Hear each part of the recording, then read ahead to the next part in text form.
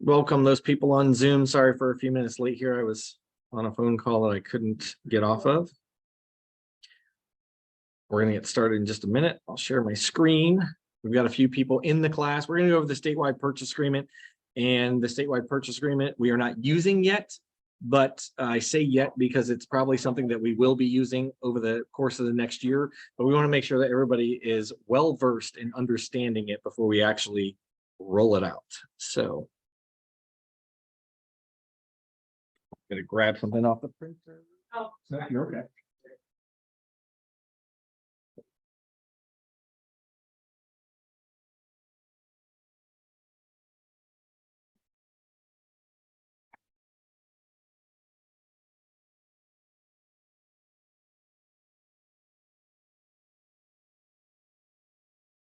Okay, so how many people have seen the statewide purchase agreement at all yet in practice? Nobody's seen it? Wow. Anybody on Zoom? Melissa, I think you've seen it. Yeah, she's shaking her head, yes. Well, don't get too scared, but it is 14 pages long. So it is quite in-depth. I'm going to go over not the entire, we'll go over each page, but probably not every single thing. I think the biggest thing to know about this particular purchase agreement, if you do see it, is on the last page or somewhere in here, it says time is of the essence. And whenever that's in a contract, that means the dates really matter. So our purchase agreement does not have that in there. And so the dates can be flexible. It doesn't mean that they are. If you allow one date to be flexible, that means really they're all flexible. And what I mean by that is, if it would say they have 10 days to do inspections, but you allow 12 or 14 days to go by and don't do an extension and don't do any kind of an amendment, that doesn't mean that if the loan commitment doesn't come in the time frame that you put, that that's also not flexible. If you allow one to be flexible, you can't say that they are all not flexible then. But in the purchase agreement for Ohio Realtors, first of all, it is time is of the essence. So that means they are finite, and there are consequences if you as the agent don't do your job, which you will find if you haven't been in this business. And if you have been, agents don't always do their jobs. They don't always follow contracts. They don't always make sure the dates are in place for their client. And unfortunately, when this contract comes into play, you can really hurt your seller or your buyer because you could just not have a contract at all anymore based on the dates in here. So one of the great things I think about it is that the first page actually gives you the definition of every single word you can think of that you would need to know and understand. Because like our contract, for example, gives you a few definitions, one being the closing date, which is what we call the date of recording. Well, because of COVID, a lot of real estate brokerages have chosen to get away from the date of recording as the closing date, because it doesn't always record on the day or a couple days after when you want it to. And if you're going by that, like we were not going by in COVID, you might not have got possession of a house for 4 to 8 weeks after closing because the recording was actually considered closing, and the properties weren't recording for weeks at a time because counties were closed. So according to this contract, closing is going to be basically the day that the funds disperse. So it may not be recorded. It may be when the funds actually get dispersed. So we'll go over all of that, but it gives you kind of a general definitions of what everything is. So one of the biggest things that I actually really like about this contract is the earnest money. So the earnest money deposit that's paid by the buyer. So sometimes people don't choose to get earnest money. You don't have to have earnest money to have a purchase agreement. You can actually have a purchase agreement and a legally binding contract without any earnest money. We do it all the time, and especially on VA loans. I would always encourage you to get at least $500 to $1,000. I mean, if it's a higher priced home, I would encourage you to get even more than that. If you can get $2,000 to $5,000, great. The reason I say that is because I'm finding more and more and more buyers are pulling out of contracts anymore. I'm signing a lot of mutual releases because they only have $0 or maybe $1,000 in a transaction, and then they just decide that's not really worth it enough. They're going to get it back in 2 years, and they'll just pull out and go on and buy another house. And the seller, unfortunately, is then left holding the bag to put their house back up for sale. and disclosing items that they probably would have worked through with a buyer, and they just didn't even get the option. So anyway, we'll go ahead and dive into it. Does anybody have any general questions, I guess, before we get started? I know we're just getting started, so you may not, but okay. All right, so let's go over the purchase agreement on page 1. So there's a couple options here. You can say that the contract, so what kind of purchase are you working with? Do you have financing? Do you have cash? Kind of the same thing as ours. The difference is your buyer is initialing in different places where we don't have initials on ours. So line 22, where it says initial here, cash, the buyer will be purchasing purchase price in cash at closing and agrees to this contract as not contingent upon financing. So a lot of times you might have a buyer that comes to you and says, hey, this deal is cash, but in fact, they're actually taking out a home equity line of credit on their house. And it is considered cash, but maybe they haven't gone through the appraisal on their current home, or maybe they're getting funds from a family member or whatever. We need to make sure that we're doing our job and getting a proof of funds letter, because if your buyer is essentially saying that this is cash, they should have the cash right then. And if they don't, that's concerning. And I say that because there are times where people their home doesn't appraise enough and they don't actually get the money, the cash out on their refinance or whatever they're doing. Oftentimes family members change their minds on whether or not they're actually going to give the money, and that's happened at closing. So I would say that this is a great prompt for when your buyer is paying cash for you to actually say, I need the proof of funds letter, and you should always make sure that it matches to your buyer's name. A lot of times, I have seen, which I think is kind of crazy, I have seen agents tell their seller to go ahead and accept a cash offer because they're so excited to get the offer, and they don't even have a proof of funds letter. And believe it or not, the buyer doesn't even have the money. So you want to make sure that you actually have the cash, or your buyer or seller has, your buyer has the cash rather. So that is the first thing on line 22. Now, when you go over to financing, it would be on line 29, so 2B. So they're financing, and the contract is contingent upon the property actually obtaining financing. And then on line 31 through 33, you're going to go over and say that within blank days. Now, important on this, many spots in this contract, if you don't actually fill out the number of days, you'll see here that it says 7 days if left blank. So it's not necessary that you have to fill out every blank on this if you fully intend to what's in parentheses next to it throughout the contract, that's the number of days. But I would tell you that it's probably best for you to fill out almost every single line on this contract so that you are aware whether it's a loan application within 3 days, 5 days, 10 days, whatever it is. I think that 7 days is kind of a long time before they fill out a loan application personally. Our contract, I believe, says 3 days. So to me, that's what I would put in here is 3 days. That would be the general rule of thumb that I would say. Okay, I've always wondered this. Mm-hmm. But they're pre-approved. What exactly is a loan application for them to do? Yeah, so the pre-approval is not specific to a property. The loan application is. The pre-approval is just specific to the consumer, and they've given all their information, hopefully, but not always. I mean, there are plenty of lenders that will issue a pre-approval letter that have never seen a tax return or a pay stub from a consumer. And I don't like that, but they will do that. Especially when you're dealing with some of the national lenders, they just take the word for it that, you get a call center representative and they say, how much do you make?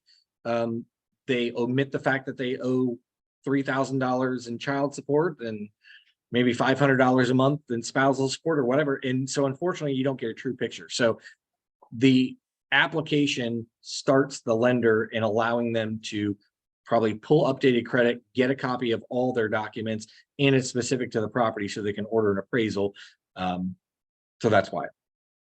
But I would say, like I said, 3 days is typical. I think 7 days is going to delay you just a little bit, especially if you're trying to do a 30 or 45 day closing. Okay. And then it would say you would check the box of whichever loan that they are getting for the property. So, all right, let's go over. So line 23, the one about your approval, your proof of funds for the person. So 23 through 28, is that what you're saying? So within blank days or three, after the date of acceptance of this contract, buyer shall deliver to seller or seller's broker reasonable, satisfactory to seller, that they're readily available liquid funds. It would be a pre-approval error, but again, I can't, in the cash is what I'm saying, like a proof of funds. You can accept this offer and say within blank days. I would just never tell my seller to accept an offer if I don't have a proof of funds. I just wouldn't do it because buyers do it. Buyers will make an offer on something, and again, they think that they're going to have the funds available, and for whatever reason, agents get very excited about an offer on a property, and they just want to get the sale, and so they tell their seller to go ahead and accept an offer, but they don't have the proof of funds. Well, what happens in our MLS is you have to make a status change within 48 hours. So unfortunately here, if you leave it blank, you have 3 days to give the documentation. And unfortunately, you may have to put it right back on the market because you didn't get it. You didn't get the documentation. The contract allows for it. So one of the biggest things that you'll know about this contract is it was devised from the state. It actually had people from all over the state actually putting their input. So there were 3 different attorneys, and then you had agents from all quadrants of this state. What does that mean? It just means some of the stuff is foreign to us. Some of it is applicable. That's why we're going over it. But I guess maybe there are places in this state that allow you to make an offer without a pre-approval or proof of funds letter and accept it and then expect you to turn it in 3 days later. I wouldn't recommend that.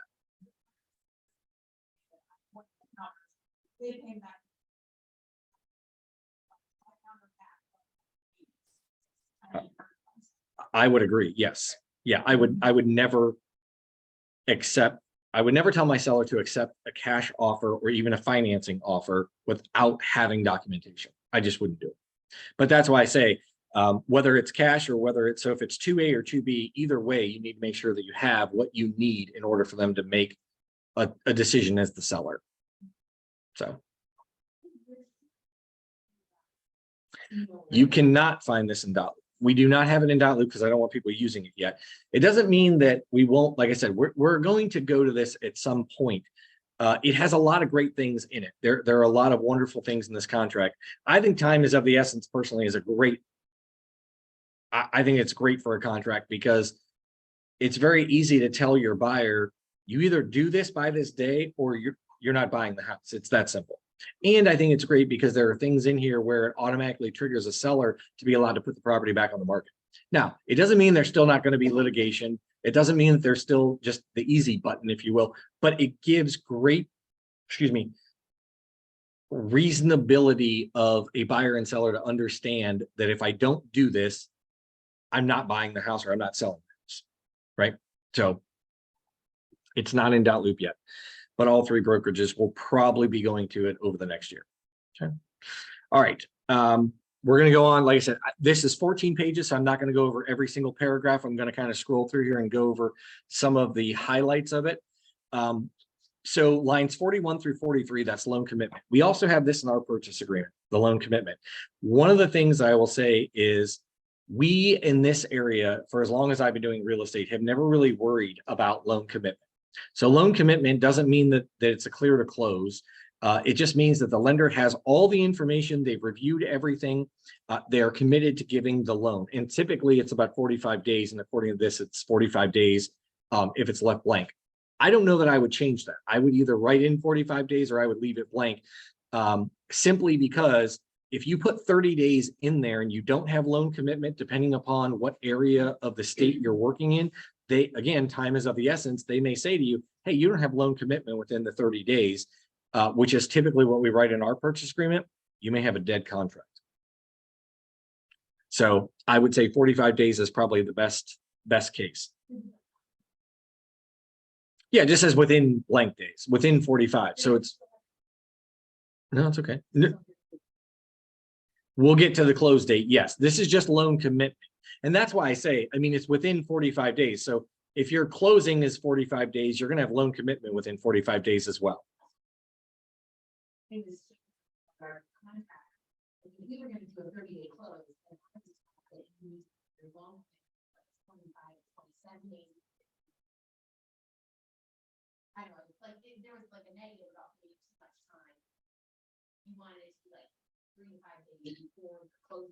It would be great in a perfect world that you would have that, but if your buyer doesn't give the information that the lender's requesting in a timely fashion, you may not have that loan commitment. And what I'm stressing here is time is of the essence. You can put in our contract because it's somewhat flexible. There's no flexibility in this contract, zero. So if you put in 25 days or 30 days and you don't have loan commitment and the seller wants to put the property back on the market, then they will. So buyer shall deliver one of the following. So, right, it says, so on line 44, to the seller or seller's broker by the end of the loan commitment period. It's either going to be written notice from the lender that you have a loan commitment. When was the last time anybody on Zoom or in this room got a letter from the lender that said that you had a loan commitment? Ever? No, because we don't. So be wary, because okay, if you don't provide that and you put in the 30 days, even 45 days, let's say it's a VA loan, it's going to take 60 days, or it's a loan through Canton City and it's going to take longer. So we need to make sure that we have that, or written notice from the lender of the loan denial. Well, oftentimes, I don't know about you, but I mean, I have not seen where a lender denies a loan and you have a letter immediately from the lender. Usually it takes a little bit because it's not even the loan officer that writes the letter. It comes from their department, which gets mailed to the buyer, and you don't see it for 3 or 4 weeks. So are you going to be able to provide one of those? And so then if the buyer fails to deliver either notice to seller or seller's broker by the end of the loan commitment period, the seller may terminate this contract by delivering notice of termination to buyer and buyer's broker within 3 days after the expiration of the loan commitment. And then any earnest money received shall be dispersed pursuant to paragraph 6, which we'll get there. So again, that just triggers right there that says you didn't do what you're supposed to. And I think why I like this contract too, and I mean, forgive me, but this means agents really have to do their job. Like, you actually have to follow the contract, and you have triggers that are going to either your buyer's moving forward or your buyer's not moving forward. And I think that that's super important, because too often of times, even with our ROC, right, there's no dispute resolution with our contract that says anything about the ROC. Okay, so if you don't give it within 3 days after the last after the last inspection, and you don't have it fully executed within 5 days after receipt, what happens? Well, either party can terminate the contract. Does that always happen? No. And then what happens to the earnest money? Right? So this is very finite. Like, they went through with a fine-tooth comb and took everybody's contracts and said, what happens if, what happens when? And that's what they put together. So even though we're not an area that typically gets loan commitments, I would say this: it's probably a question we want to start asking the lenders that we work with. When do you expect to have loan commitment? Because if you see this contract, or if you're going to be the one using it, you're going to need to make sure you have that information. So I think that's a whole class right there in itself. What does loan commitment mean? Because maybe it means something different from each lender. I'm not really sure. Final underwriting, stuff like that, a couple days before it's supposed to be clear to close, then you're like, what was the loan commitment, or was there any? Right, and we have in our contract, and we don't really use it, so it would be used here. If there is any other type of financing, so if there is, maybe it's USDA, maybe it is Canton City or Massillon City or Stark County or something like that, you want to make sure that your buyer's initialing and then saying what other type of financing is it, because maybe there's a city inspection that's required because it's Canton City or Massillon City is giving the down payment funds or something like that. Okay. I think the interesting thing on this one is, because this question comes up to me all the time and we don't have it in our purchase agreement, nor do I see it in any others, is lines 54 through 56, where it says change in funding. How many times do you have a buyer that is maybe purchasing FHA and then all of a sudden they can't get approved FHA, so they're going to try VA, or they're going to try and get a cosigner, or they're conventional and all of a sudden conventional doesn't work, right? So I get that call all the time that says, well, what am I supposed to do with that? Are we allowed to just change the type of financing? And ultimately, as long as you can still meet the dates that are in the purchase agreement, it's not really going to matter. Typically, the seller is not going to care. But here it says any change in the funding source or the buyer's funding must be agreed upon in writing and signed by both parties, unless the change does not impose additional obligations on the seller. Well, if you're going from conventional FHA, there's probably going to be other obligations or VA on the seller, right? So this gives your seller a great opportunity to say, no, you know what? I said I would work with a conventional buyer, but because you're switching to VA or FHA, I don't want to work with you, right? And we don't have that. Yeah. All right. So appraisal contingency 57 through 61. So it just says that, it is or it is not contingent on an appraisal. And I think that, for this particular one, you'll see there, it has 5 days in bold print, and it just says that the buyer may terminate this contract by delivering written notice and a copy of the appraisal to the seller or seller's broker no later than 5 days from buyer's receipt of the appraisal. Now, we don't typically see that. Typically, the buyer just says the house didn't appraise and I don't want it anymore. And you get left holding the bag to say, well, what did it appraise for? Right. Well, here, if you want to terminate it, you're going to provide a copy of that appraisal. So a lot of this is good for the seller, maybe not always as good for the buyer. I know that we wear different hats, so it depends on which side that you're working with. But I think overall, this helps the buyer and the seller because one, it shows the honesty of the buyer, and two, people should try and work through things, not just automatically terminate. Yes. So no, Is that? Anybody idea what that is? Oh, perhaps it is. Okay. Sorry, it sounds like there is a phone buzzing at a high rate back here. I'm like, Scott, your phone's going off or somebody's back there.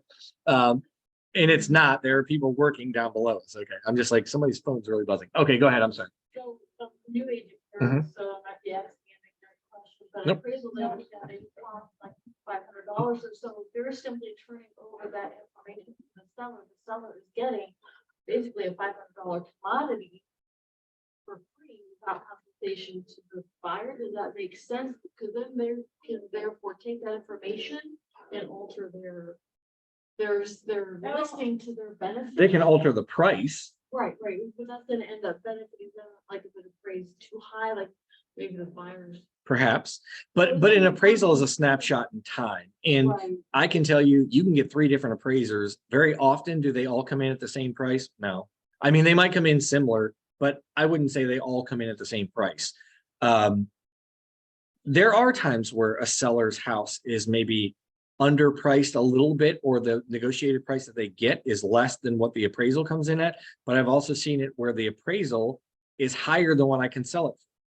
I mean, it's really just a person's opinion of the value based on the comparable sales and a snapshot in time. Oh, I took a appraisal class recently, and they were saying that no matter who you are, get your requirements from the lender. Mhm. So if it needs to be within a half-mile radius or 12 months, within 12 months, the lender gets that information. So know your lender. Know that The buyer criteria. won't get any compensation for handing over that. No, information. the buyer's not going to get any compensation. But that's the cost of buying a house. I mean, You're I mean- having, as the buyer who wants out, I have to prove. Right. So I have to Right, prove right. the value. So that's the cost. And say, look, if you want out of this contract, if you want to lower $4,000 because the appraisal can meet that, then we have to show evidence of that. And the same for, some people take snapshots of their inspection reports and stuff and send those instead of the whole report. Mhm. And most listing agents don't want the whole report anyways. But that's I think part of doing business, and I explain it when I have a buyer who says, so what else do I have to pay over these things? What if I don't want to buy them? That's part of what it is, and that's the insurance that if there is a problem. And either the loan amount's gonna meet it or not, or that the house repaired to the level you're accepting or not, so it's just part of the problem. Melissa Sanford, did you have a question? I saw you unmuted there for a minute. Oh. So the is not contingent Hang on, the upon. volume might be down on the TV. I don't hear you. Go Oh, ahead. Can you, There you go. the is not contingent, that would be like a cash buyer, Yes. but Yep. they can make it contingent if they want to. Well, they can make it contingent on an appraisal, but it's not contingent on financing. Yes, that's correct. Mhm. And oftentimes, I mean, like our contract does not give that option, right? Our contract doesn't say that you can have it appraised. If it's a cash deal, you typically don't get an appraisal, right? In this market, it's not often that a cash buyer is going to have an appraisal just because they want the house. Now, going into a normal market, sure, a cash buyer might say, hey, I want to make sure that I have an appraisal. Yep. But I can't see somebody doing that in this market who would defeat the purpose of their cash offer. Okay. All right. So this purchase agreement covers whether the property that they are buying is now contingent on a home sale contingency or not. And so line 64 through 67 basically just state that either you're checking line 64 where the closing is under contract, the property that they own currently is under contract and it's contingent on closing before they can close on the new house in which you're using this to make a written offer on, or line 66 where it's a sale and closing is still required, but it's not currently under contract, right? So this helps because you don't need a separate addendum now automatically, unless you want to say it is, and I want to hold off on earnest money and I want to hold off on home inspection, all that stuff. That's not going to be covered, but this at least tells you whether or not you have a home that needs to be sold before your seller can look to close on this current home with the buyer that you're accepting the offer with. Okay. And then if neither option is checked, this section does not apply. So that's what's interesting is on our purchase agreement, I always tell you, you should put something in every blank, right? This one is just simply saying if it's blank, if you left it blank, then it doesn't apply. So I think that's really important when it comes time to working with contingencies. And you'll see that a few times in this, that if it's blank, it just doesn't apply at all. So don't automatically assume, unless you check it, that it applies. Okay. All right. So line 69 through 72, this is where this really shows up on where we are different in different areas of the state. So it says the settlement charges, seller agrees to pay actual settlement charges incurred by the buyer, including but not limited to discount points, closing costs, documents prepaid, lender policy, title insurance, all that fun stuff. So it says lender's policy of title insurance and any other fees allowed by buyer's lender. So not to exceed whatever the closing cost amount would be. Or you can do a percentage. We know that with conventional, it's 3%. We know that with FHA, they can go up to 6%. And if no amount is entered, the amount should be zero. The paragraph does not apply to the cost of an owner's policy or title insurance policy. Now, the reason that that's in there is because we're going to get to a section that is about title and owner's insurance policy. It is different in different parts of the state. Here, we typically cover half and half, right? And we'll get to this, but I just want to make it very clear that the settlement charges, like this paragraph alludes to the title search and insurance. We take for granted that in this area, the seller splits the title insurance policy with the buyer. That does not happen in all areas of the state. So using this contract or not using this contract, when you use our contract or this one in a different area that you don't typically sell in, you might get a listing agent that would argue with you on whether or not that's customary in their area. Just because it's not customary or it is doesn't mean it's legal or not. It's completely negotiable. Okay. All right. Earnest money. I think why this is so important is because it says no later than blank or 3 days if left blank. We don't have a time in our purchase agreement on when you should deposit the earnest money. And I think that 3 days is more than enough in order to get your earnest money deposited in this day and age. We're not looking for you to mail a check from California or Alaska. If you can get on the internet and you have a checking account, you can pay for your earnest money somehow, or a savings account, right? There's no reason. I'll tell you what we're running into an awful lot with our purchase agreement is it doesn't have a date on it. And you could put a date. You could put in the earnest money. You could make a section on there that says buyer to turn in earnest money within 3 days or 5 days. 3 days might be a little bit short, but I think it's definitely doable, especially if you have a buyer that's wanting to move forward. Nonetheless, what happens is right now, what I've seen a lot of is we have out-of-state buyers that are coming in and they make an offer on a property and then they don't turn in the earnest money, Here we are a week into it, 3 weeks into it, and we still have no earnest money, right? So this, again, is very clear where it says after the date of acceptance, so that's once everybody is signed, a buyer shall deliver an earnest money deposit in the amount of blank, which shall be held by the following third party, which we typically write to a title company. It doesn't have to be a title company. It could be the other brokerage. It could be a listing brokerage. We just don't hold it here. And then if the third party other than an Ohio broker is designated to hold the earnest money, the parties agree to execute any escrow agreement required by the holder. So you don't typically see that, but I'm sure most of you have seen an escrow agreement. It doesn't necessarily mean it's for earnest money, but how many of us have had where a roof needs repaired or a sidewalk or plumbing or whatever, and the title company attorney prepares an escrow agreement that says what's going to happen to that money after a period of time if it's not spent on what it was supposed to be, or if it's more expensive or less expensive than the amount that we're escrowing, right? So this is just saying that sometimes a title company may write an escrow agreement to hold the earnest money. We don't often see it in our market, but it has happened, depending upon the title company. And then the terms of which may supplement, but don't conflict with paragraph 6. So we'll go over paragraph 6 here later for the earnest money. But I think that the days is really important, and I love this contract for that reason. And if you don't have it, what's going to happen? Line 77 through 80, within 5 days after the earnest money deadline indicated above, buyer or buyer's broker shall provide written confirmation to the seller or seller's broker the buyer has made earnest money by the date required. If such confirmation is not received by this date, seller may terminate this contract by delivering a written notice to the buyer or buyer's broker within 3 days after the confirmation. So can you imagine what would happen if you called your buyer and said, oh, guess what? The seller invoked their right to cancel this contract because we didn't turn in our earnest money. They're going to be really angry with you if you didn't tell them that they only had 3 days and didn't walk them through how to get the earnest money over there. And did you, as the buyer's agent or buyer's broker, did you send that information over to the listing? So now it says to you as the agent, again, you have to do your job. Was the earnest money collected? Okay, great. It was collected by Stonegate Title. Wonderful. I need something that shows it was collected, and I need to send that over to the listing company, right? So Rachel, you're kind of like staring like, are you thinking this is good or bad? Because I asked that question because you guys deal with a lot of contracts. Like some of us deal with enough, but you guys deal with a ton. Do you feel like this is imposing more on the agent that shouldn't be done? Or do you feel like it's okay?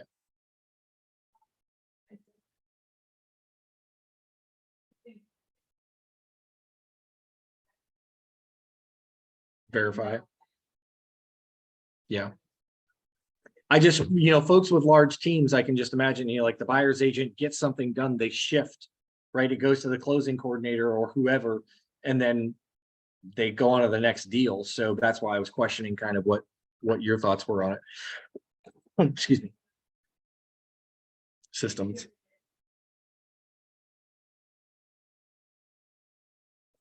Yep. Yeah. But definitely something for teams to be very organized with so that they know who's doing what with the earnest money. We can't hear anybody else talk besides you, or I can at least. Yeah, that's so basically I was just asking Rachel because she's here from Jose's team, just asking the question of how she felt as a team member, what that would look like. And she was just sharing that basically it would be a system that would need to be in place. Either the buyer's agent or the closing coordinator would have to get that document over the verification of earnest money over to the listing company. That's all. And I was just questioning that because as a large team, I'm just saying that is an extra step that somebody's going to have to own. And if you don't have that process down, you could end up terminating a contract for your buyer client without trying to, and they're going to be quite upset. So, excuse me. So under lines 84 through 89, it tells you kind of what's going to happen to the earnest money. So if the transaction fails to close, the earnest money shall be dispersed in accordance with written instructions, which we're all aware of. What those written instructions might be, we don't know. Hopefully it's going to be a fully executed mutual release. Perhaps if it's not, it'll be a final court order. And if not, it has the language in there that after 2 years, it'll go back to whoever deposited the fund. So same as ours. But I think it's important, again, that it's in there just because this is a great way for you to go over that with your buyer for them to understand that if you don't sign a mutual release, you're not getting the earnest money back. Not right away anymore, unless you're taking to court. All right. Fixtures and equipment. Holy Toledo. Look at this list. I think a lot of this is great because like the basketball pole and backboard and hoop, I cannot tell you how many phone calls and how many problems we have because people take a basketball hoop or the net because, whatever reason, sentimental reasons they have. How many times somebody will take a plant that wasn't supposed to go or a fountain or what, like you name it. It's amazing what people want to take with them. And unfortunately, we may be doing a poor job as real estate professionals, letting them know what they can and can't take. But nonetheless, I can tell you, like I said, there's tons and tons of items on here that we get called about on a regular basis. I don't know who would take a double wall oven out, but hey, you know, it's on there. Of course you would, Rachel. Cook more pies. She's like, I'm taking it so I can put it in my house to make more pies. Yeah, pool heater. That's crazy that somebody would take that. Now, one of the great things that they did add to this too is, and again, this goes to show you that this is for rural areas, is line 130 propane fuel oil tank with contents as of possession. And the reason that that's important is because I can't tell you how many times that we have people that have propane or oil in their tank. They sell their house and they're like, I just filled that up. That was like $500 worth of fuel. Well, guess what? That's great, but it's staying with the property. Well, then now they won't reimburse from the buyer for it. No, buyer's not going to reimburse you for it. I mean, you're not going to, you know, you already paid for it and it's on the property. Now, I understand that makes sense somewhat. And the reason I say it is because I don't prepay for a buyer's gas or electric bill, right? I'm not going to prepay $500 for the first however many months they're there, but I'm giving them whatever's in that tank. Well, unfortunately, it's on the property. I'm also giving them the water that's in the well that I paid for when I built the house, or that, you know, was there. It's the same concept. You're leaving what's on the property with the property. Okay.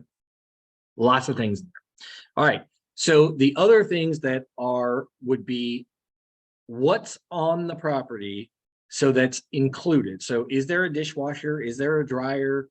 Is there a refrigerator? And I think that what's important about this to note is if you don't have it checked on here, it's not staying, or it doesn't have to stay. So even if the MLS agreement says to you, or the MLS says that the washing machine is staying, doesn't mean it is if you don't have it checked on here. And I think that a mistake that oftentimes people make is you will see on line 159, it actually has plural on refrigerators. A lot of times we don't do that as agents. There's maybe a refrigerator in the kitchen and we check that box because our contract says kitchen refrigerator.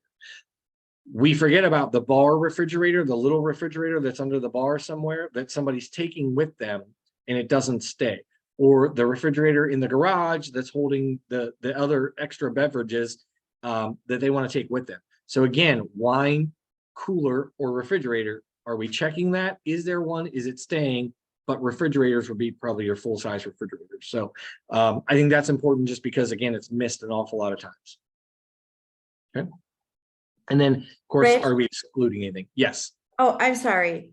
No, it's okay. Line 152. The following checked equipment is also included, which shall be in the same location, condition, and working order as of the date of the buyer's offer. Do you remember that time that I had a buyer and they switched out appliances? And so the You and many others that were left were not the same as in the pictures. That doesn't really protect, because as long as it's in the same condition, as long as it's nice, it doesn't really say that it has to be the same, right? I don't know that I would go that far and argue against it being the same, just because to me, it's in the same location, right? I mean, so it's the house. Like I take it as the property location, not as like the kitchen refrigerator is located in the kitchen in the shoved part of where it's supposed to be. As what? I'm just saying like a stove, like an oven, Right. because that's what actually happened to me was they took a really nice oven and replaced it with a not so nice oven, but it was a good condition oven. It just wasn't, you know, double oven gas. Like the one that was there. It also says working order as of the date of the buyer's offer. The date the offer was submitted would be what appliances have to be there. Yeah, I mean, I think that this is a pretty thorough statement, in my opinion. The way I read it would be in the same location, meaning on the property in the same spot, not just any refrigerator in the kitchen, like it's at that location, in the condition and working, and like to Mercedes' point, the same as the date of buyer's offer. So, I mean, to me, I can't imagine not that people won't switch it out, don't get me wrong, but I don't know that we're ever going to have a contract that's going to cover every single perfect thing. But I would say this covers it better than ours, because ours says kitchen refrigerator and that's all, and agents constantly forget to write in all the other refrigerators that are supposed to stay. I don't know, unless you want to write in on line 153, the GE stainless steel refrigerator with 5 knobs and burners, like, and take a picture of it. We need to start doing that. Or- But it's happened. And Melissa, you've done tons of transactions. I mean, you've had 1 or 2 of those. We've had a few of those here at the brokerage overall, but that doesn't typically happen. But, you know, I think that one of the things too is, remember that if you have a home inspection company that's, what I feel, doing their job, they're taking pictures of the appliances and the serial numbers on them and the model numbers, which to me is pretty cut and dry to match up. That's just my opinion. Not all of them do it, but I really prefer the ones that do. Plus, filling out the home warranty document is a heck of a lot easier when you have that already done. All right, so the following checked appliances, excuse me, equipment is leased by the seller and does not include it with the property. How many times do we forget that a security system or a water softener or whatever else, a water heater? Because how many people have water heaters that are rented? Believe it or not, it used to be a very large thing to do. It's not so much anymore, but it used to be. And so that's a great thing on here too, is to say that it's leased by the seller. It's not included in the sale, because there's just too many times that that happens and we don't know anything about it. I've never seen a water conditioning system leased, but I suppose if it's in here, it's very possible. The propane tank, oftentimes those are leased. Not always does the seller own that tank. In fact, the reason they do it is because sometimes, I guess from my understanding, those people that have propane, you can get a better deal when you lease the tank and get a better rate on the gas. And the reason for that is because you can always call the company and say, well, your rate's too high, I'm going to go with somebody else. They have to pick up the tank, and they'll usually try and give you a better rate, so they don't have to pick up the tank, and then you go with somebody else. So can imagine going through them. Grateful to live in natural gas area. Mhm.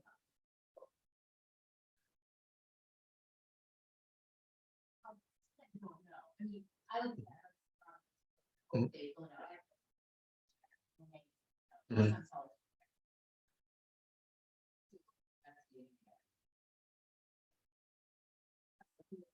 Check it, and not specified it. And if you Yep. look at our MLS, they don't go through a list. Like, oh, the water softener. Well, agents should be listing that water softeners are leased or security systems are leased, and you should be asking the seller of that. You're right, though, not all agents will do that, and you don't always see that. But I think that the reason that it's on here is it really gives, as the listing agent and the seller, you're not going to be able to go over a 14-page document with a seller as quickly as you are a 6-page purchase agreement. It's just not going to happen, right? So you're going to have conversations when you're on the listing side of this. Are any of these things leased? Do we have any of these? It's more of a prompt, and then your counter offer might in fact say that the propane tank is leased and we didn't have it on there as a buyer, agent. That's very possible. But nonetheless, it's something that prompts you as a listing agent. I mean, I'll just say this, even on our 6-page document, I have made my share of mistakes as a licensee. I have bought refrigerators in my career. I have bought washers and dryers in my career. I have paid for home warranties in my career, and not always because it was my fault, but some of the time it was. I mean, I can remember very clearly a refrigerator that I was getting ready to leave for vacation. And of course, that's when you always get super busy. And I had on the listing agreement that the refrigerator was excluded. I had it in the MLS, the refrigerator was excluded. I was in a hurry. I went through the entire contract. Everything looked normal. I sent it to my seller. They trusted me. They signed it, sent it back. We get to possession and their kitchen refrigerator is missing. Now, mind you, they had just bought this refrigerator, and so it was only like 3 or 4 months old. So of course it had to be like $1,400 refrigerator. And I just put my head down and put my tail between my legs and wrote a check for $1,400 and had a new refrigerator put there because I knew that it was my fault. It was 100% my fault. They told me at the table it was not included. I did my job all the way up until the purchase agreement, and I failed. And it's because it was online and I was in a hurry. It's going to happen. Like, this is still going to happen, but you're not going to be able to go through it as quickly with a seller as you would that. And you're going to have, that's why we're not implementing it yet. But I can tell you, there are brokerages using this. There are already Keller Williams in Ohio using this too. So, all right. Residential property disclosure form, pretty standard. It's the same concept as it is in our contract, and on line 180, buyer has or has not received it. Inspections and tests. So in Columbus, they do not have what inspections you can or can't do. You are welcome to do any and all inspections within a matter of blank days, and you don't, as the seller, know what inspections are going to be done. You have no control over what inspections are going to be done. So this particular part was very difficult when they were putting this together, because as you know, in Northeastern Ohio, you're going to check every single box of what inspection you're going to do. And if you don't check the box, you don't have the right to do it. All right. So this says here again that we strongly encourage you to do inspections, and it's for value and safety. And so then on line 196, you're going to have your buyer, any inspections and tests desired by the buyer or buyer's sole discretion. I'm assuming that they would like you to either check that box, but I'm going to say you're probably going to check the boxes on line 189 through 200. So line 1, I don't typically like, or line 186, part 1, any inspections and tests desired by buyer or buyer's sole discretion. Of course they are. This is kind of like the concept of saying that the inspections are going to be done, but I'm not going to ask for anything. And we all know how that works out. Everybody asks for everything anyway. All right, so we're going to go over, we're going to say line 188 is really what you're going to be filling out. So a general home inspection, well, do they want lead-based paint inspection? Do they want structural? What do they want? And then line 200 would be other. I do not suggest that anybody write in there, and you'll see that it's short for a reason, any other inspections deemed necessary by home inspector or recommended by home inspector. That's not what that line is for at any time, even in our purchase agreement. It's specifically for something like maybe a pool inspection or a roof inspection or whatever inspection you would feel that is necessary, but it is not for you just to blanketly put any inspections down. All right, so it just says that in the addition to the foregoing marked items, buyer shall have the right to perform any additional inspections recommended by an inspector based on the result of an inspection above. Again, you're not going to write that in on line 200. They have this taken care of, but it's the same thing. The reason that this is in here now is because, like, our purchase agreement doesn't say that. But let's say, for example, and I've always taught it this way, and this is how I learned.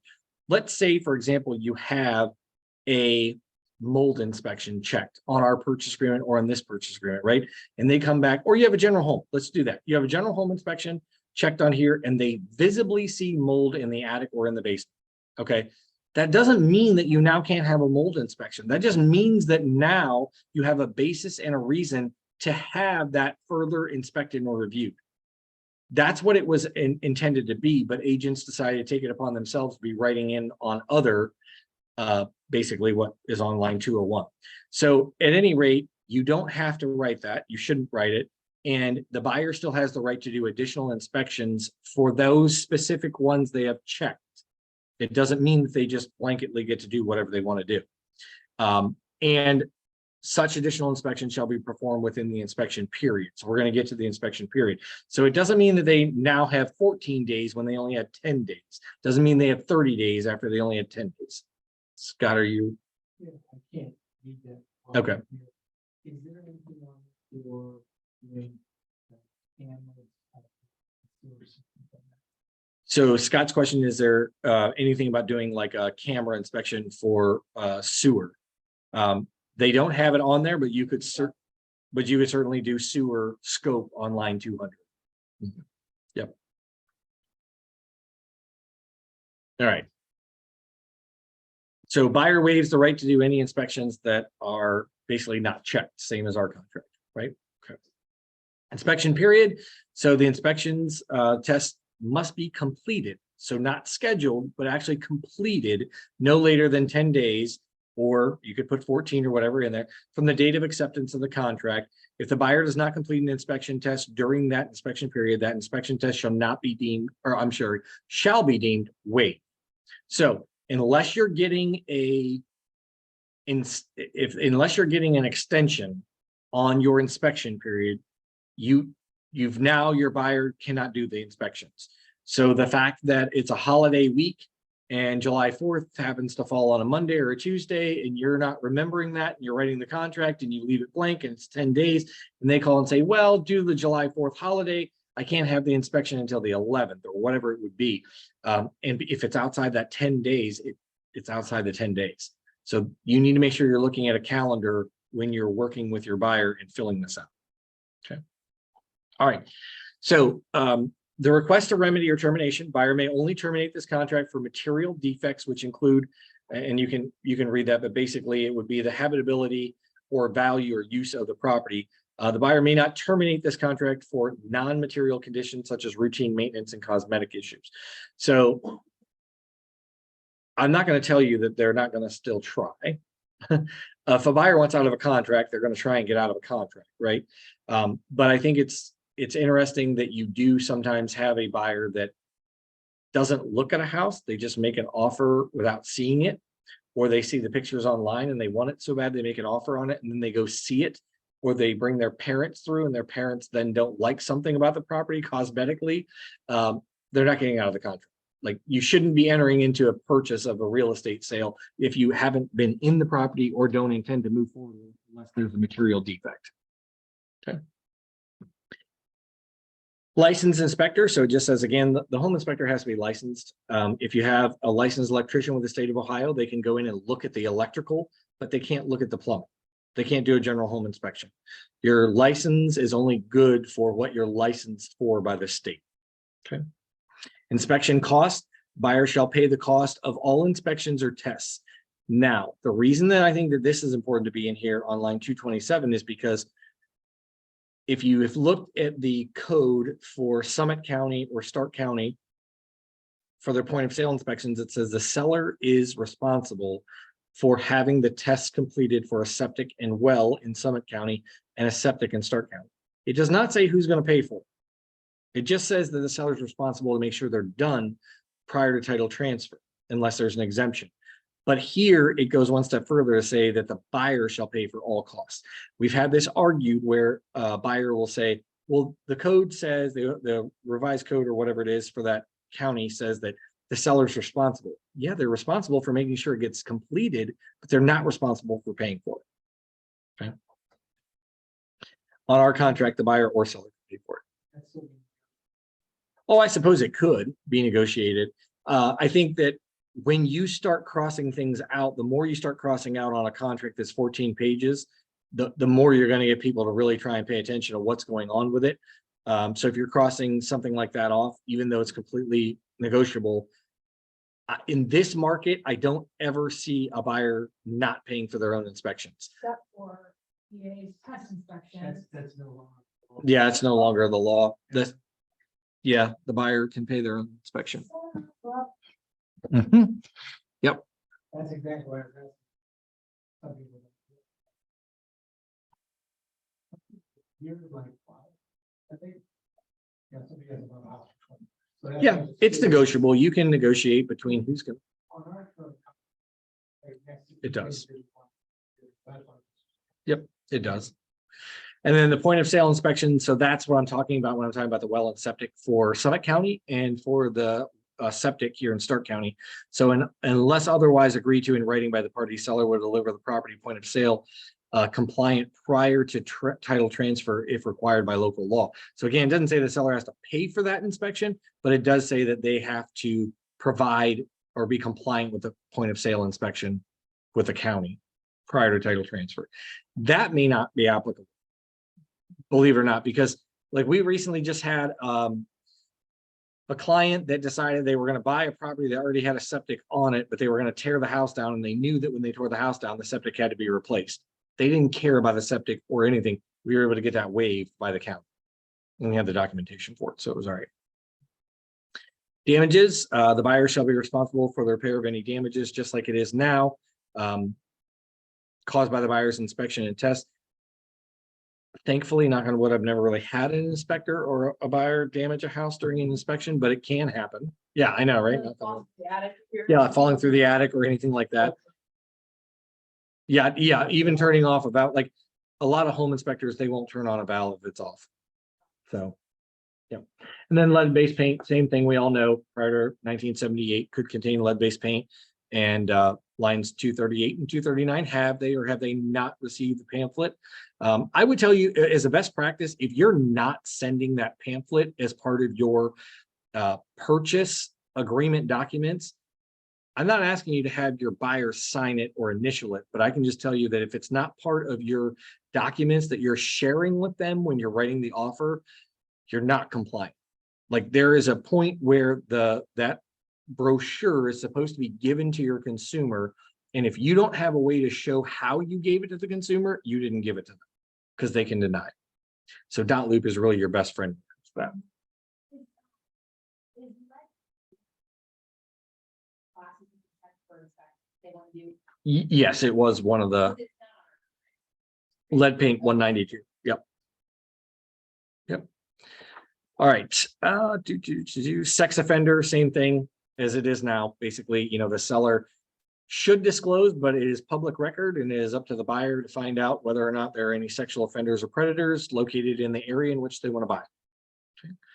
Seller's cooperation. This just says that the buyer acknowledges and buyer acknowledges that the buyer and other professionals are not authorized to be present on the property without a real estate licensee unless prior express written authorization is given by the seller, which we all know to be true, but they have decided to bold it because I can tell you that the #1 complaint at the division, besides giving out lockbox codes, is then subsequently people in a property that without a licensee. So taxes and assessments. So again, this is where it's a little bit different in different areas, but we did go with this for this contract. And that's basically that says that they're going to go off the last tax bill. The last 365 days, whatever that tax bill was, the seller is going to prorate that amount and give that credit to the buyer at the closing table because that is the proration because our taxes are 1 year behind. Okay. So if they owe for 8 months, they're going to get a tax credit for 8 months. If it's a year, then they'll get it for a year. Okay. And then if there are any adjustments for any reason, would be on line 269. Now, again, in different areas, it would be the short proration method. And you're only going to check that if the short proration method is used. We don't use that. So you're not going to ever check that box here. Line 271 through 274 is not going to be applicable for our area. Okay. And then if there was, I guess, a community development charge, you would insert the county and where the page number is. We don't have any of those in Stark, Summit, Portage, Carroll County. So if you're selling outside of that, let me know. I don't know the answer to that, but we don't have any in our immediate counties. Homeowners Association, this one, you're just going to go, what were they thinking? I'm just going to tell you that now. Basically, it says that you as the seller agree to provide the buyer within 7 days, unless you fill in that blank on line 285, any and all of those documents that you have access to as a seller, you're going to provide them to the buyer. Now, it doesn't mean that you have to provide every single one. They may not be applicable, but any of those that they have, you should be providing to the buyer within the blank 7 days. And I would tell you, if you are a listing agent and there's a homeowners association, again, this is forcing you as the agent to do your job. And that means get a copy of the HOA documents before you list the property. Is that always in a perfect world? Are you able to do that? In a perfect world, you would. In our world, no. But I would tell you there are times where I've seen where I think it's Grace Property Management. If you ask for them, which they handle a lot of our condo associations, they will charge you $100 to $150. But if the homeowner asks for them, they will oftentimes give it to them for free.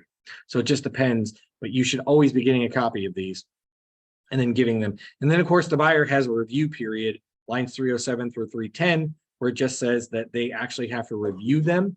And then they actually have to provide notice to the seller that says that they have read them and they accept them. So buyer's obligations are contingent upon satisfactory review of the documents requested above. If the buyer is not provided some or all of the requested documents or is not satisfied with any of the requested documents, the buyer, as buyer's sole remedy, may deliver a written notice of termination to the seller, and the earnest money would be returned depending upon paragraph 6. Buyer's failure to deliver any written notice of termination within 7 days of receipt of the requested documents or 14 days after, they basically have accepted the property as it is. So if your buyer has a problem and doesn't identify it in writing, they're buying the property, which makes sense. But again, you as the buyer's agent need to make sure that your buyer has reviewed them, they're comfortable with them, because if not, they're purchasing. They're purchasing the property rather, that is. Utilities, that's all pretty standard. We know that the seller pays their own utilities. The buyer will become responsible for utilities once that happens. 15B is interesting. We don't have that. And I've never seen it. An assumable mortgage actually take place, just because in the 20 some years I've been doing real estate, it's never been necessary. But if a buyer is assuming any mortgage, the interest shall be prorated through the date of closing. We might start to see those. I don't know because of where interest rates are. What? Somebody on Zoom said something. Nope. Okay. Somebody asked me or something. It sounded like somebody's GPS. I think somebody needs to mute themselves. I don't know what it was. Oh, is that what that was? Okay. Wasn't sure what it was. I thought Melissa was talking, but it wasn't Melissa. All right. So 15C, if the property is subject to a lease, of course, that's where it would say then, you want to make sure that you're getting the prorated of security deposits and stuff. This oftentimes comes up where a lot of times you might have a distressed, I don't want to say either a distressed tenant or possibly a distressed seller. And that's where they didn't collect a security deposit, or they didn't collect rent that month because their tenant's behind. Well, unfortunately, that doesn't mean that you just don't get that collected when it comes to the seller prorating it to the buyer. You still have to prorate the deposit and the rent that should be collected. It's not the buyer's responsibility, the fact that you didn't get that taken care of. So if there isn't a deposit or if there isn't rent, you need to make sure you're crossing that out if you're on the listing side. 15D, so it just says about the condominium, if there's a homeowners association. I don't think we need to go over necessarily anything there. Deed and conveyance, so closing services, name of title company line 16A. So they put the deed and conveyance together. And so that's going to be, in our case, we probably put Stonegate title there. And it just says what the seller shall convey to the buyer as far as marketable title on lines 330 through 337. I think 337, so all timber, coal, oil, gas, and other mineral rights and interest previously transferred or reserve of record. So we don't have that. It's like I don't think I've seen that in anybody's purchase agreement, that the leases or the mineral rights rather convey with a property. That's really important to know, especially when you're selling, land maybe in Carroll County or somewhere acreage that they don't want that to convey. If you receive this and you don't understand this contract, then you could be giving away the mineral rights to the property without intending to do so. Make the deed payable to 16D, so whoever that would be, your client's names. I would say this, if it's going to be a trust or anything like that, you should probably get a copy of the trust documents to give to the title company so that they can save them a few steps, so that they have what they need in order to actually transfer the deed. And in the event that there are title defects, so how many times have we seen this where there's an actual title defect? The buyer and seller mutually agree to extend the closing date by blank days. 7 days is not that long in order for a title defect, but we've seen them. We've seen where maybe, and again, I go to Carroll County because maybe they've red stamped a deed and you need a full location survey done on the property before they can transfer it. Sometimes those can take weeks. Depending upon the tract or parcel, it could be months, how big they are and who's going to pay for that cost. So this just covers to make sure that, if there are any title defects, that you're still going to intend to close and you can't just pull the rug out from underneath the buyer or the seller. You're going to agree to work through it. Title shirts and insurance. So this is where I would say get with your favorite title company. Hopefully it's Stonegate, but get with them and talk to them about whether or not you're going to have your buyer elect to get an Alta owner's policy or if they're going to get an Alta homeowner's policy. So very similar, the policies are close, but the enhanced policy is the one on the right. The buyer elects an Alta homeowner's policy, which is currently what's in our contract. And we've done that. Yes, it costs a little bit more, but it covers the buyer on a few items after closing, right? And so hopefully they never have to use their title insurance, but if they do need it, yes, it costs a little bit more. It's split between the buyer and the seller, even in this contract. But it is that extra coverage, and I would say get with them and they'll explain the difference between the two. Or you can say the buyer elects not to obtain a title insurance policy. I don't know why you would ever do that. I really don't. But there are buyers out there that may. And then, of course, the title insurance policy, again, for us, it's going to say the seller, you're going to typically use line 363, seller shall pay 50% or an amount not to exceed blank, and the buyer to pay the cost of the difference. So I don't know that you're going to know the dollar amount, to be very honest with you. You're probably not going to know the dollar amount, but seller to pay 50%, or it could be more. But in other areas, the seller or buyer pays the entire amount. Now, this gives you also negotiating power. In this market, you could say to your buyer, you're going to, do you agree to pay all of the title insurance? This is the cost estimated by your title company that we're going to use. The buyer might pay all of it, and that alleviates the seller from paying a little bit. So that could be a negotiating factor.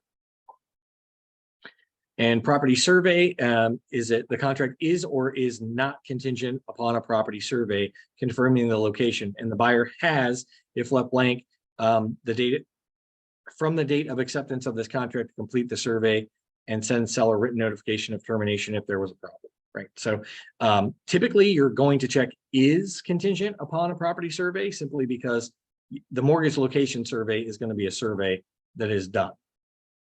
Okay.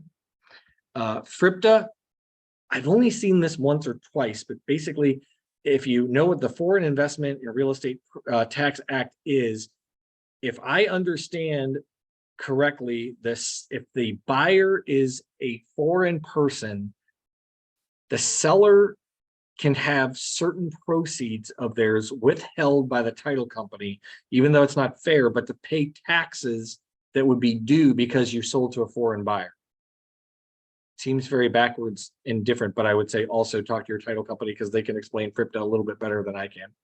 But yeah, so it says the buyer is required to withhold 15% of the amount realized by seller on the transfer and remit. So yeah, it's interesting, but nonetheless, the government's going to get their taxes. Closing, so you're going to close on or before, basically no event later than blank, insert date on line 379 for purposes of the contract. The parties agree to the transaction will be considered to have closed when the following has occurred. So again, right now we have it on our purchase agreement, the recording of the deed. That is not going to be the case on lines 381 or 383. It's going to be all necessary documents have been signed by all required parties and the transaction is funded, which is what we're going by now lately, or the date on which the following execution of necessary documents by the parties, the sale proceeds are dispersed to the seller. So it could be dispersed or it could be the transaction is funded, which is really essentially the same thing. The only difference is one, the seller has their money, or the title company has the seller's money because it's funded.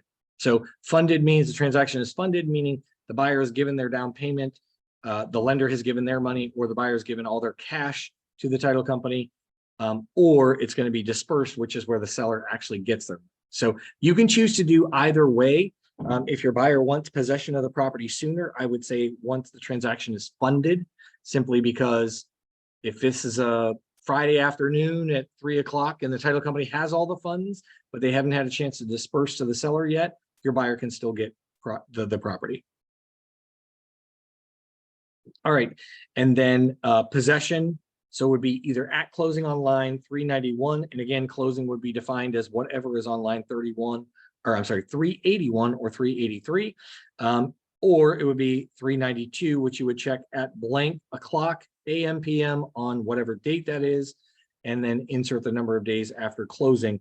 So it just depends on whether we're doing a delayed possession or not. And it does say if the seller maintains possession of the property at closing, it's recommended that the parties enter into a post-closing possession addendum, and the addendum is or is not attached. We do have that, and I actually think that the Ohio Realtors actually has one as well. I'm trying to see what page we're on here because we have, all right, we're only on 7 out of 10, so we probably speed it up here a little bit. Property maintenance, so the seller basically they just need to maintain the property. Debris, I think this is good on lines 401 through 404. We don't have broom swept in our purchase agreement. It just says the property shall be broom swept. So that means that the old freezer that has been left in the basement of the house for like 3 transfers because nobody wants to pay to get it out of there or cut it up, needs to be gone. Got to be broom swept and everything removed. I think we've all paid for dumpsters over our years, or gone and thrown out paint cans for people and all kinds of fun stuff to get a house cleaned out. And then final verification of condition. So this is basically the walkthrough. So you don't need a separate addendum, but the buyer has the right to make final verification of the condition of the property no later than blank days. So 2 days possibly prior to the execution of closing documents. Now, this doesn't always happen. If you have a seller keeping possession of a property after closing, then doing a walkthrough 2 days prior to doesn't necessarily do you much good, because it could be in great condition then, and I still recommend it. But if they have 30 days possession or 15 days possession, anything can happen during that time period. And after that, it becomes a court case, a civil court case. That's not for us to adjudicate.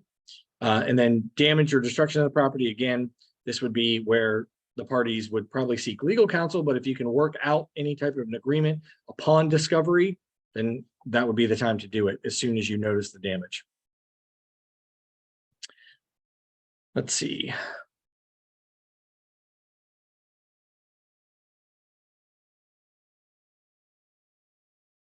Home warranty. So the home warranty is 424. Buyer either elects or does not elect the home warranty, and then what company it is and what the cost is. The Ohio Fair Housing Law, it just says that we can't discriminate. This is the same in any purchase agreement. Is a special flood area, number 28, should be disclosed on the residential property disclosure form. Yes, Lynette.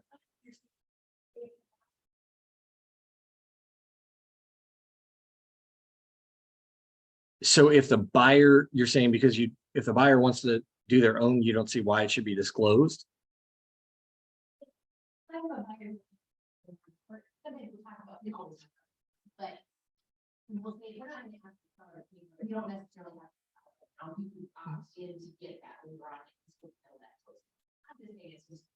You could. I think the reason it's on here is because it gives the seller or the buyer the right to pay for it. And so I think it's just an opportunity for negotiation on whether or not the buyer or the seller is going to pay for it. I think that's probably why it would be in here.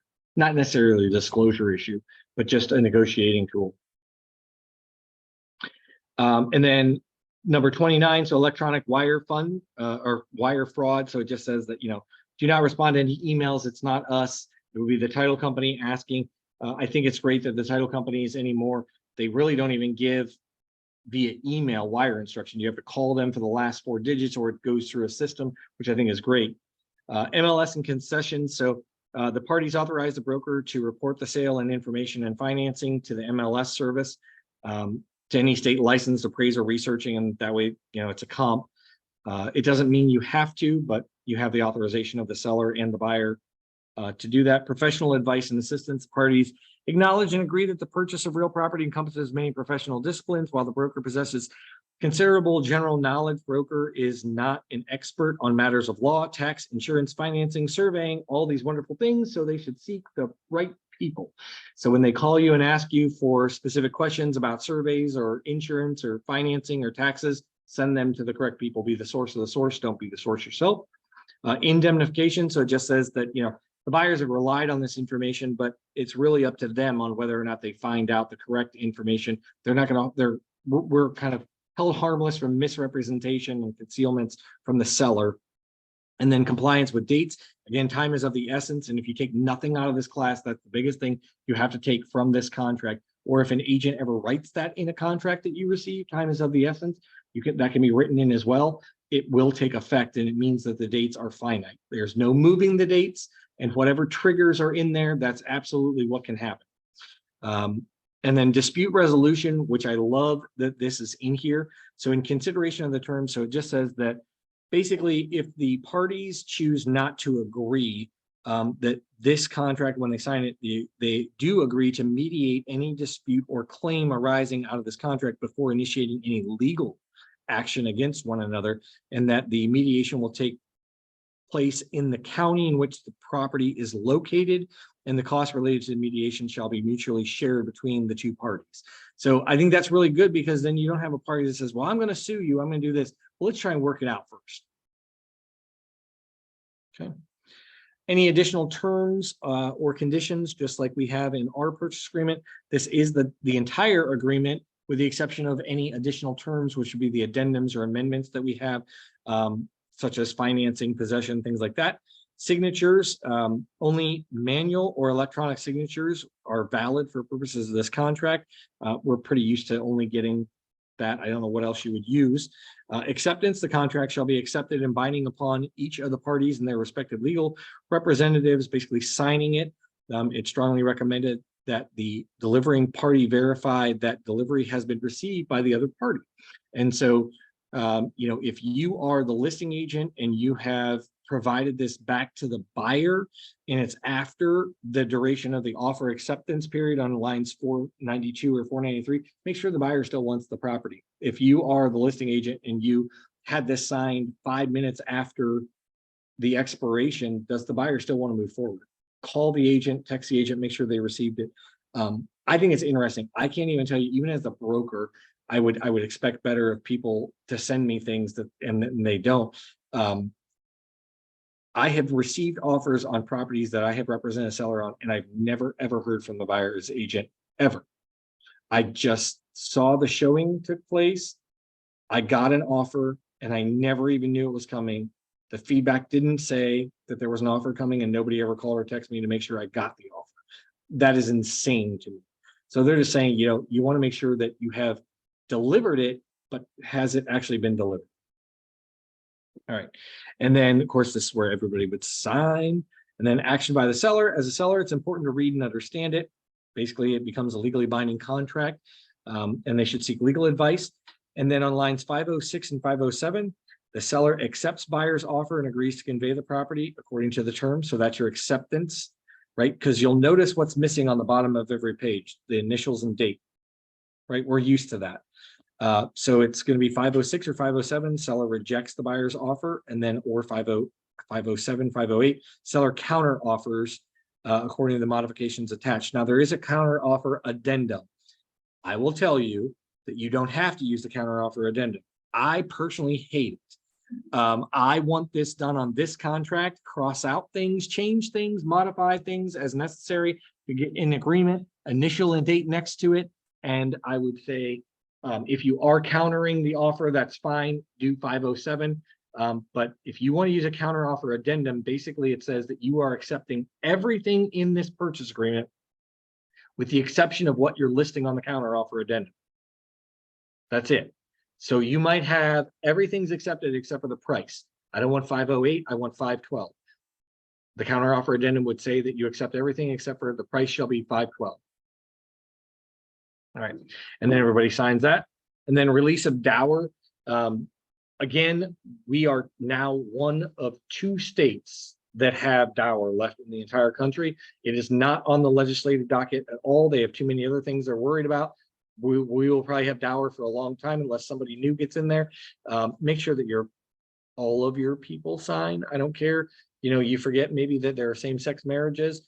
You might need 2 men, 2 women. You might need a man and a woman. You might need 2 men and 2 women. It just depends on, whether property has maybe been willed to 2 sisters who happen to be married. They have dower rights. So you might end up with 6 or 4 people signing this. They all should sign it, every single person. And then the buyer's agent and information there on the last page. So we went through it. We went through it in an hour and 20 minutes. Do you guys have questions about it? Like it, dislike it, thoughts? Get it in my hand and read through it all, sign to the column kind of thing. You did a good job. As best I can, and I don't know it front and backwards either. So, Scott. Thank you. Yep. Changes which wanted to get speed and have to start using it, but get to the points that I think are annoying and stuff. I don't want to run to it. I want to get through it. I stepped out from that. Was there something with home warranty? There is. Yeah. You can elect to have the home warranty or not have the home warranty, and who pays for it. Yeah, it'll definitely be different. And actually, this was longer. I think it was, like I said, 14 pages. They changed the font on it, which made it 10 pages. That's all they did. That's how it got to be that. the font is not really large. So if you have a consumer that can't see this very well, there's no other size of it like we have. That's going to be a problem. You might have to print it out, blowing it up somehow or whatever. But that's the only size they have. There are, like I said, I think about 4 or 5 addendums to this. I just think it's very thorough. It doesn't cover everything, but it's much more thorough than our contract. That's the only reason I like it. I know the agents are going to hate it when we move to it. I know that it's going to be a problem, but it really does make a listing agent and a buyer's agent do their job. And I think that's what's important. Nothing else. I'll give you your day back. Go ahead, Rachel. Mhm.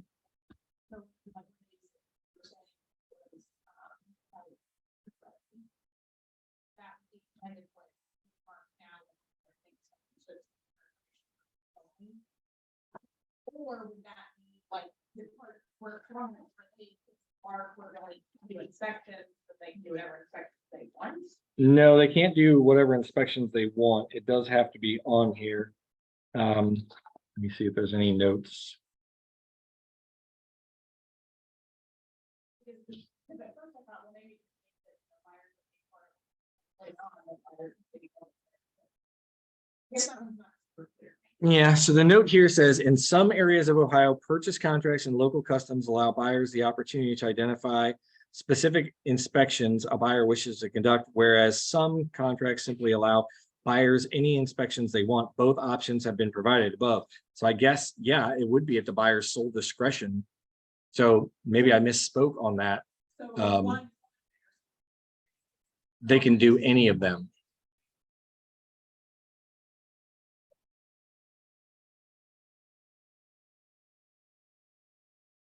Yep. Yeah, I mean, I think it's interesting. I keep saying that, but I just find this so interesting, that the different ways that we do real estate. I think you're going to have a hard time doing number one, not saying that you can't, but in Northeast Ohio, as a listing agent, to get a contract that says you can do any inspection you want to do on the property, and I have no control over it. So if you do want to go in and do a sewer scope inspection that I don't want you to do, then you can do it. They probably will, yeah. But again, you can use either. It's the buyer's sole discretion, or check the boxes. It could.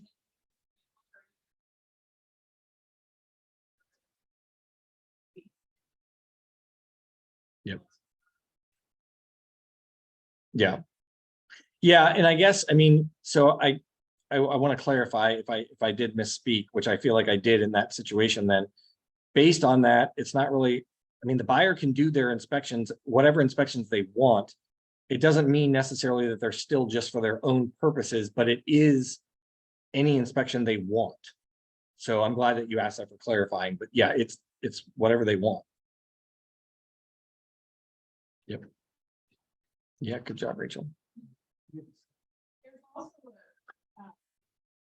Oh, the,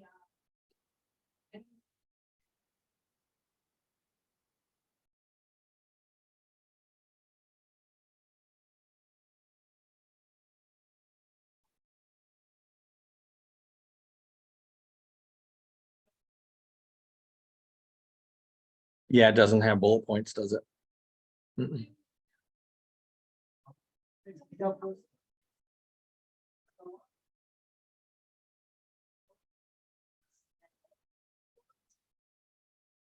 Yeah. because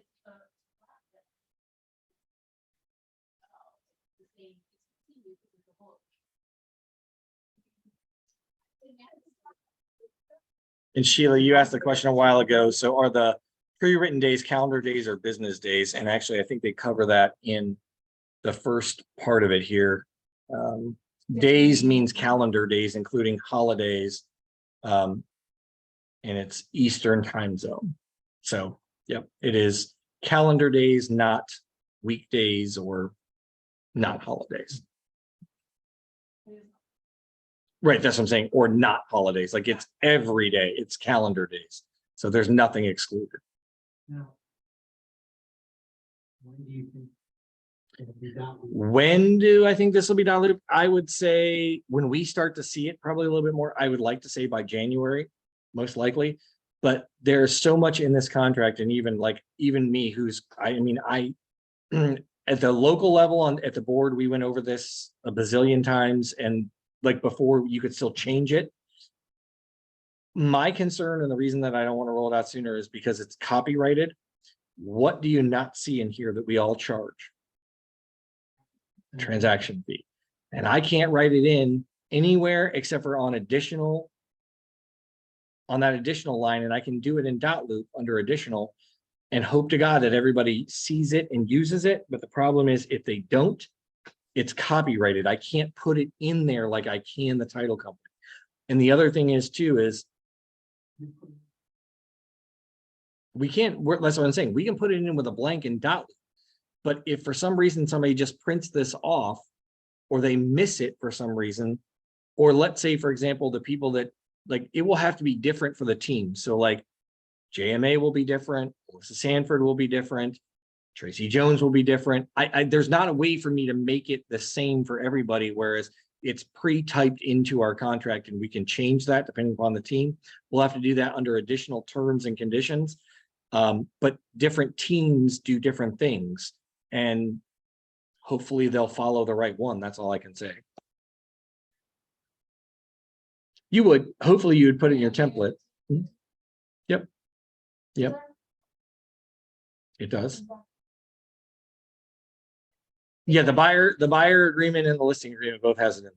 Yeah, that's the only thing I just don't like is, like I said, it's the other thing is too, is like for one of our sister companies, I will say that they have the title company. So it would say Stonegate Title Company or blank. We can't do that either. So like that's going to mess theirs up. So there's a few things that we can add in additional terms, but I can't make it the way you would want to, is just pre-typed in without it being a field that's a box in dot loop. And then again, hopefully the agent pulls the right one from dot loop to use and doesn't just print this from anywhere, the state site, and then they miss it. It would be. Yeah, it absolutely would be. That's the whole goal. But like I'm saying is, if you had a team for some reason that pulled that out of there and your team is different than what we have at Legacy, it's a mistake, but it's not the end of the world. But like title company, I can't really do that. I mean, I'm not going to pre-type Stonegate Title Agency in there, because then agents are going to complain it doesn't say or, and then they're not going to cross it out. Can't please everybody. So keep trying. All right, guys, have a good day. Thank you.